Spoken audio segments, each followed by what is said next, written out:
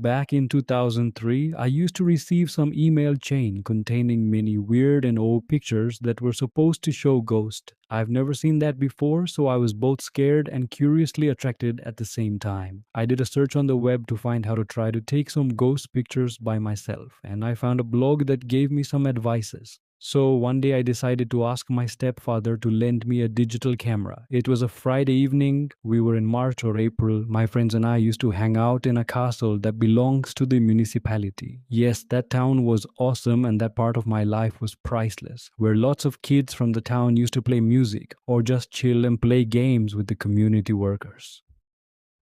It was around 10 p.m. I was with one good friend, and on our way to come back home, we had to walk past to the town graveyard. I told him I wanted to try to take some ghost pictures tonight, and he was okay to come with me. In front of the graveyard, we met my little brother and four friends of him. They were coming back home too, and they were chatting on a bench. They asked us what we were doing, and I decided to tell us the truth. They were very enthusiastic, and they asked me if they could come with us. This idea didn't very please me, but I said yes on one condition. They had to follow my instructions. They were all okay, and I told them that when we'll be inside the graveyard, we all have to be quiet, respectful, and aware of every strange feeling we could have. If someone feels something, just make me a sign and show me the directions so I can take a picture with the camera flash on.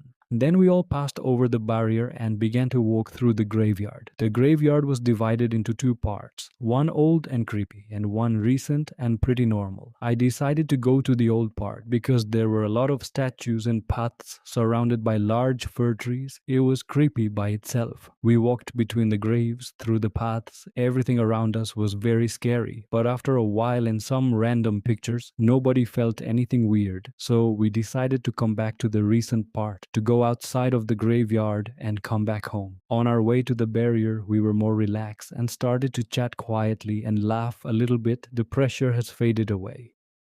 We were walking with new graves on our left side when something very strange happened. My brother turned to me. He was white as a sheet and tears were running on his cheeks. He said, "Take a picture, she is right there." I was confused and I took a picture as fast as I could in the direction he showed me. After that, nobody said a word, and we got out of the graveyard. Everybody was stunned and frightened. When we were out, we started to talk. My brother said he didn't know what happened. He did not see anything, but he had a very powerful feeling that there was a woman just right where he showed me, and that the feeling was so strange that some tears began to fall. We said goodnight to his friends and we came back to our house with my brother and my friend. Once we got home, we wanted to see the pictures, so I connected the camera to my computer. My mother and my stepfather were still awake, so they came to see the pictures too. The first pictures were just some statues, old graves, and there were nothing interesting. The only curious thing was the last picture, the picture my brother asked me to take. It was a new grave with a lot of flowers on it, but behind that grave there was something unusual. There was a white shape, not like a light or something. It was made of white, thick smoke but rich in details. We could see a woman. She was small or on her knees. She was wearing a large dress. She had long hair and her head down. Her hair were hiding half of her face. We all saw her in the picture at the same time and we were shocked and scared, except for my stepfather, who immediately said that this was a prank and started to laugh. We could all see the woman. There were every details like a normal person, but make of thin and dense smoke. He could see her too, but he didn't want to admit that a thing like that could be possible. After that, I saved the picture on a floppy disk, remember, a 2003. We talked and tried to change our mind, and after a while, my friend went back to his house and everyone were going to bed. It was one of the worst nights I've ever had. I was sweating, shaking, thinking about the woman in the picture. I know it was only in my head, but I'm pretty sure that between two dreams, I felt something trying to pull my blanket. Anyway, I don't think this detail is important. I was just scared. The next day, I took the floppy disk and decided to show the picture to everyone in the castle. So I came out of the house, and on my way to the castle I front of the graveyard. This time it was daylight and my curiosity was stronger than my fear. I had to know who were on that grave. So I walked into the graveyard. I found the grave and it was a man. Apparently he was a football coach. So I checked the graves next to the place where the woman stood. It was a baby. He died at less than 1 year old. So I was a little bit confused and I went to next grave.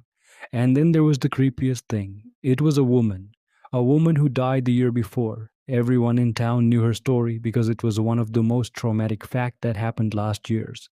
She was in car with her husband and her daughter. The father was driving in a little road next to my town. He stopped the car on the side of the road. I don't know why, but the woman got out of the car. Maybe he wanted her to drive the car. So she walked around the car, but the car was parked in a sharp bend a little way down the top of a hill. Some young guys who were driving way too fast didn't see her. She was instantly hit and cut in half before the eyes of her family. Horrible story. That's why everyone knew her. It was chilling. I came out of the graveyard faster than I came in, with lots of scenarios in my head. I finally went to the castle and showed the picture to the guys who were near the computer and didn't say anything. Everyone saw the woman, but they all reacted like my stepfather. They started to laugh and said that it was a fake picture, that it was a prank. I didn't mind. The fact that they saw the woman on the picture proved that there is very something, whatever it is, everyone saw it. I kept showing the picture to everyone I know. Only a few people believed me. But they all saw a woman too. Only my friend. My brother and his friends know what really happened that night. The real circumstances of the picture. My brother in the tears. This is one of the most disturbing part of the story.